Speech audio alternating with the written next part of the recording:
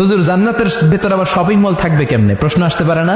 সহিহ মুসলিমের বর্ণনা, ইন্না ফিল জান্নাতি লাসুকান, জান্নাতের ভেতরে বিশাল এক শপিং মল থাকবে। এটা বোধহয় আমাদের বসুন্ধরা শপিং কমপ্লেক্সের মতো হবে, যমুনা ফিউচার পার্ক। দুবাইতে যে একটা আছে বিশাল শপিং মল, মালয়েশিয়ার মিড ভ্যালি, এগুলোর মতো হবে মনে হয়।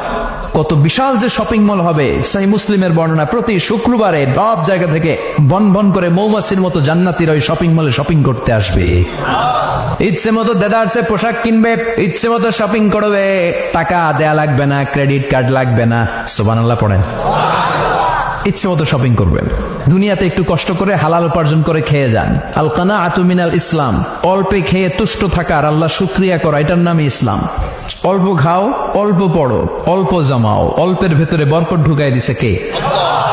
অনেকে দেখবেন অনেক খাই খাই নাই নাই করে, এটা যাদের স্বভাব তাদের কখনো বরকত হয় না। অল্প খাবেন, অল্প